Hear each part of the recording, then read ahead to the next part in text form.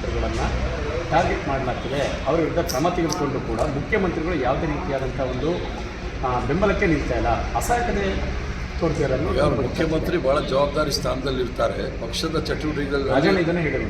ಪಕ್ಷದ ಚಟುವಟಿಕೆಗಳಲ್ಲಿ ಅವರು ನಿರಂತರವಾಗಿ ಅವ್ರ ಹೇಳಿಕೆಗಳನ್ನು ಕೊಡಲಿಕ್ಕಾಗೋದಿಲ್ಲ. ಪಕ್ಷದ ಒಂದು ವೇದಿಕೆ ಇದೆ, ಅಲ್ಲಿ ಕೊಡ್ತಾರೆ ವಿನ ಅವ್ರು ಹೇಳಲಿಕ್ಕಾಗೋದಿಲ್ಲ. ಇನ್ನು ನಿಮ್ಮಲ್ಲೂ ಕೂಡ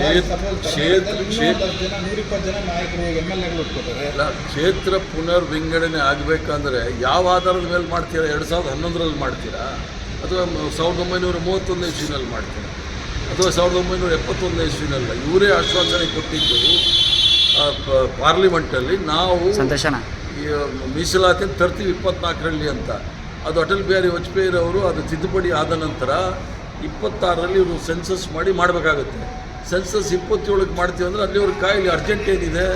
ಅರ್ಜೆಂಟ್ ಇಷ್ಟೇ ಅವ್ರಿಗೆ, ಪೊಲಿಟಿಕಲ್ ಆಗಿ ಅರ್ಜೆಂಟ್ ಇರೋದು ತಮಿಳುನಾಡು ಮತ್ತು ವೆಸ್ಟ್ ಬೆಂಗಾಲಲ್ಲಿ ಅಲ್ಲಿ ಲಾಭ ಪಡಲಿಕ್ಕೆ ಪ್ರಯತ್ನ ಮಾಡ್ತಾ ಇದ್ದಾರೆ ವಿನಃ ಮಹಿಳೆಯರ ಬಗ್ಗೆ ಇದು ಮೊಸಳೆ ಕಣ್ಣೀರು ಅಷ್ಟೇ. ಅಲ್ಲ, ಸೆನ್ಸಸ್ ಮಾಡಿದರೆ ಸೌತ್ ಇಂಡಿಯಾಗೆ ಇನ್ನೂ ಲಾಸ್ ಆಗುತ್ತಲ್ಲ. ಸೆನ್ಸಸ್ ಬೇಸ್ ಮೇಲೆ ಸೆನ್ಸಸ್ ಮೇಲೆ ಮಾಡಲಿ, ಸೆನ್ಸಸ್ ಮಾಡದೆ ಮಾಡ್ತಾ ಇರುವಾಗಲೇ ಲಾಸ್ ಆಗೋದು. ಸೆನ್ಸಸ್ ಹಿಂದೆ ಮಾಡಿದ್ರೆ 545ರಲ್ಲಿ ಮಾಡಲಿ ಅವರು, ನಮ್ಮದೇನು ಅಭ್ಯಂತರ ಇಲ್ಲ. ಸೆನ್ಸಸ್ ಈಗ ಇಲ್ಲದೆ ಇರೋದ್ರಿಂದ 543ರಲ್ಲೇ ಮಾಡಲಿ, ಮಹಿಳೆಯರಿಗೆ ಮೀಸಲಾತಿ ಕೊಡಲಿ, ಯಾರು ಬೇಡ ಅಂತ. ಸರ್, ಈಗ ಪಕ್ಷ ನಿಷ್ಠೆಯಿಂದ ಮಹಿಳಾ ಮೀಸಲಾತಿಗೆ ಓಕೆ ಆಗಿದೆ, ಅದರ ಕ್ಷೇತ್ರ ಪುನರ್ವಿಂಗಡಣೆಗೆ ವಿರೋಧ. ಮಹಿಳಾ ಮೀಸಲಾತಿ ಬಗ್ಗೆ ಯಾರಿಗೂ ಸಹ ಕಾಳಜಿ ಇಲ್ಲ. ಪುರುಷರ ಸ್ಥಾನಮಾನಗಳನ್ನು ಗಟ್ಟಿಗೊಳಿಸಲಿಕ್ಕೆ ಮಹಿಳಾ ಮೀಸಲಾತಿನ ಮುಂದೆ ತಂದಿಟ್ಟಿದ್ದಾರೆ. ಉತ್ತರ ಭಾರತದಲ್ಲಿ ಇರ್ತಕ್ಕಂಥ ಪುರುಷರ ಬಲ ಕುಗ್ತಾ ಇದೆ, ಆದ್ದರಿಂದ ಮಹಿಳೆಯರನ್ನ ಮುಂದಿಟ್ಬಿಟ್ಟು ಇವರು ಮಾಡ್ತಕ್ಕಂಥದ್ದು. ಮಹಿಳಾ ಮೀಸಲಾತಿಗೂ ಮತ್ತು ಡಿಲಿಮಿಟೇಷನ್ ಕ್ಷೇತ್ರಗಳ ಪುನಃ ವಿಂಗಡಣೆಗೂ ಏನೂ ಸಂಬಂಧ ಇಲ್ಲ. ಇವರು 23ರಲ್ಲಿ ಸನ್ಮಾನ್ಯ ನರೇಂದ್ರ ಮೋದಿಯವರು ಪಾರ್ಲಿಮೆಂಟಲ್ಲಿ ತಂದಿದ್ದರು. 24ರಲ್ಲಿ ನಾವು ಮಹಿಳಾ ಮೀಸಲಾತಿಯನ್ನು ತರ್ತೀವಿ ಅಂತ ಹೇಳಿ. ಯಾರು ಬೇಡ ಅಂದರು? 2000 ಇಸ್ವಿನಲ್ಲಿ ಅಟಲ್ ಬಿಹಾರಿ ವಾಜಪೇಯಿರವರು 25 ವರ್ಷ ಆದಮೇಲೆ ಡಿಲಿಮಿಟೇಷನ್ ಫ್ರೀಸ್ ಮಾಡಿದ 25 ವರ್ಷ, 26 ಸೆನ್ಸಸ್ ಮಾಡಿ ಮಾಡಬೇಕಾಗಿತ್ತು. ಈಗ ಸೆನ್ಸಸ್ ಮಾಡದೆ ಅವ್ರು ಮಾಡ್ತಕ್ಕಂಥದ್ದು ನೋಡಿದಾಗ ಇವರು ಅವರ ಮಹಿಳಾ ಇದು ಪುರುಷರ ಶಕ್ತಿಯನ್ನು ಕಾಪಾಡಲಿಕ್ಕೆ ಮಾಡಿದ್ದಾರೆ ವಿನಃ ಮಹಿಳೆಯರಿಗೆ ಮೀಸಲಾತಿ ಸಿಗಬೇಕಂತ ಏನು ಮಾಡಿಲ್ಲ. ಆ ಥರ ಕಾಳಜಿ ಇದ್ದಿದ್ದರೆ ಇದೇ ಅಟಲ್ ಬಿಹಾರಿ ವಾಜಪೇಯಿರವರು 63-64ನೇ ತಿದ್ದುಪಡಿ ರಾಜೀವ್ ಗಾಂಧಿ ಅವರು ತಂದಾಗ ಸ್ಥಳೀಯ ಸಂಸ್ಥೆಗಳಲ್ಲಿ 33% ಮಹಿಳೆಯರಿಗೆ ಮೀಸಲಾತಿ ಕೊಡಬೇಕಂದ್ರೆ ವಿರೋಧ ಮಾಡಿದರು.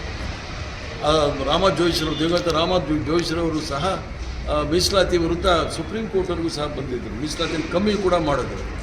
ಅದನ್ನು ನಾವು 63-64 ನಂತರ ನರಸಿಂಹರಾಯರ ಕಾಲದಲ್ಲಿ 73-74ನೇ ತಿದ್ದುಪಡಿ ಮಾಡಿ ಈಗ ಸ್ಥಳೀಯ ಸಂಸ್ಥೆಗಳಲ್ಲಿ 40 ಲಕ್ಷ ಜನ ಸದಸ್ಯರ ಪೈಕಿ 15 ಲಕ್ಷ ಜನ ಮಹಿಳೆಯರಿದ್ದಾರೆ. ಈ ಕೀರ್ತಿ ಕಾಂಗ್ರೆಸ್ ಪಕ್ಷಕ್ಕೆ ಬರುತ್ತೆ ವಿನಃ ಕಾಂಗ್ರೆಸ್ ಪಕ್ಷದವರು ಮಹಿಳಾ ವಿರೋಧಿ ಅಂತ ಹೇಳ್ತಕ್ಕಂಥವರೆಲ್ಲ ಇವರ ಸೂತ್ರಧಾರದ ಮೋಹನ್ ಭಗತ್ರವರು ಮಹಿಳೆಯರ ಬಗ್ಗೆ ಏನು ಹೇಳಿದ್ದಾರೆ ಅಂತ ಗೊತ್ತಾಗಿದ್ರೆ ಯಾರು ವಿರೋಧಿಯನ್ನು ಪಾಸ್ ಮಾಡ್ಕೊಂಡು ಗೊತ್ತಾಗುತ್ತೆ. ಇನ್ನು ನಿಮ್ಮಲ್ಲೂ ಕೂಡ 120 ಜನ ನಾಯಕರು MLAಗಳು ಒಪ್ಕೋತಾರೆ. ಕ್ಷೇತ್ರ ಪುನರ್ ವಿಂಗಡಣೆ ಆಗಬೇಕಂದ್ರೆ ಯಾವ ಆಧಾರದ ಮೇಲೆ ಮಾಡ್ತೀರಾ? 2011ರಲ್ಲಿ ಮಾಡ್ತೀರಾ, ಅಥವಾ 1931 ಇಸ್ವಿನಲ್ಲಿ ಮಾಡ್ತೀರಾ, ಅಥವಾ 1971 ಇಸ್ವಿನಲ್ಲ? ಇವರೇ ಆಶ್ವಾಸನೆ ಕೊಟ್ಟಿದ್ದು ಪಾರ್ಲಿಮೆಂಟಲ್ಲಿ, ನಾವು ಮೀಸಲಾತಿ ತರ್ತೀವಿ 24ರಲ್ಲಿ ಅಂತ. ಅದು ಅಟಲ್ ಬಿಹಾರಿ ವಾಜಪೇಯಿರವರು ಅದು ತಿದ್ದುಪಡಿ ಆದ ನಂತರ 26ರಲ್ಲಿ ಇವರು ಸೆನ್ಸಸ್ ಮಾಡಿ ಮಾಡಬೇಕಾಗುತ್ತೆ. ಸೆನ್ಸಸ್ 27ಕ್ಕೆ ಮಾಡ್ತೀವಿ ಅಂದರೆ ಅಲ್ಲಿ ಅವ್ರಿಗೆ ಕಾಯಿಲೆ ಅರ್ಜೆಂಟ್ ಏನಿದೆ?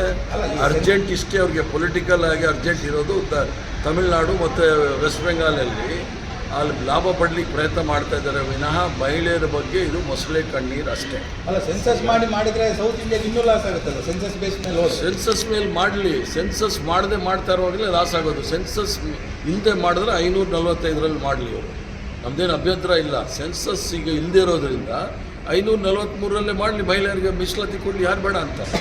ಸರ್, ಈಗ ಪಕ್ಷ ನಿಷ್ಠೆಯಿಂದ ಸರ್, ಈಗ ದಾವಣಗೆರೆ ಚುನಾವಣೆ ವಿಚಾರಕ್ಕೆ ಸಂಬಂಧಪಟ್ಟಂತೆ ಸಚಿವ ಜಮೀರ್ ಅಹ್ಮದ್ ಅವರ ತಲೆದಂಡವೂ ಆಗಬಹುದು ಅನ್ನುವಂಥ ಚರ್ಚೆಗಳು ಭಾಳ ದೊಡ್ಡ ಮಟ್ಟದಲ್ಲಿದೆ. ಜಮೀರ್ ಅಹ್ಮದ್ ಅವರಿಗೆ CM ಈಗಾಗಲೇ ರಾಜೀನಾಮೆನೂ ಕೂಡ ಕೇಳಿದ್ದಾರೆ ಅನ್ನುವಂಥ ಕೆಲವು ಸುದ್ದಿಗಳು ಕೂಡ ಓಡಾಡ್ತಾ ಇದೆ. ಈಗ ದಾವಣಗೆರೆಯ ಚುನಾವಣೆ ನಂತರ ನಡೀತಾ ಇರ್ತಕ್ಕಂಥ ಘಟನೆ ನೋಡಿದಾಗ ಇದು ಒಳ್ಳೆಯ ಬೆಳವಣಿಗೆ ಅಂತ ಅನಿಸೋದಿಲ್ಲ. ಜಮೀರ್ ಅಹ್ಮದ್ ಖಾನ್ರವರು ಒಬ್ಬ ಹಿರಿಯ ಕಾಂಗ್ರೆಸ್ ಪಕ್ಷದ ಮುಖಂಡರು, ಹಿರಿಯ ಮಂತ್ರಿ ಮಂಡಲದಲ್ಲಿ ಹಿರಿಯ ಸದಸ್ಯರು, ಮಂತ್ರಿಮಂಡಲದ ಹಿರಿಯ ಸದಸ್ಯರು ಅವರು ರಾಜೀನಾಮೆ ಕೊಟ್ಟಿದ್ದಾರೆ ಅಥವಾ ಅವ್ರನ್ನ ತೆಗೆದುಹಾಕಿದ್ದಾರೆ ಅಂತ ಬರೀ ಸಾಮಾಜಿಕ ಜಾಲತಾಣದಲ್ಲಿ ಓಡಾಡ್ತಾರೆ ಅಂತ ನೋಡಿದಾಗ ಅವ್ರ ಹಿಂದೆ ಕೆಲವು ಪಟ್ಟಭದ್ರ ಹಿತಾಸಕ್ತಿಗಳು ಕೆಲಸ ಮಾಡ್ತಾ ಇದೆ ಅಂತೇಳಿ ಭಾಳ ಸ್ಪಷ್ಟವಾಗಿ ಕಾಣುತ್ತೆ. ಆದ್ದರಿಂದ ಜಮೀರ್ ಅಹಮದ್ ಖಾನ್ರವರ ರಾಜೀನಾಮೆ ಅನ್ನೋದೇನಾದರೂ ಇದ್ದರೆ ಅದು ಮುಖ್ಯಮಂತ್ರಿಗಳು ಭಾಳ ಸ್ಪಷ್ಟವಾಗಿ ಹೇಳಬೇಕಾಗುತ್ತೆ. ಯಾರ್ದಾದ್ರೂ ಮಂತ್ರಿಮಂಡಲದಲ್ಲಿ ಸದಸ್ಯರನ್ನ ಮಂತ್ರಿ ಮಾಡೋದು ಅಥವಾ ಮಂತ್ರಿಮಂಡಲದಿಂದ ಬಿಡ್ತಕ್ಕಂತಹ ಪ್ರಿರೋಗೇಟಿವ್ ಅಂದರೆ ಅಧಿಕಾರ ಇರೋದು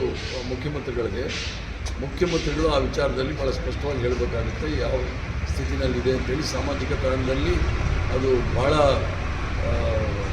ಹಾನಿಕರವಾದ ಘಟನೆಗಳು ನಡೀತಾವೆ ಅದೆಲ್ಲ ಬಂದು. ವಿಡಿಯೋಗಳಿಗೆ ಪ್ರತಿಧ್ವನಿ ಯೂಟ್ಯೂಬ್ ಚಾನೆಲ್ ಸಬ್ಸ್ಕ್ರೈಬ್ ಮಾಡಿ, ಬೆಲ್ ಐಕಾನ್ ಕ್ಲಿಕ್ ಮಾಡಿ.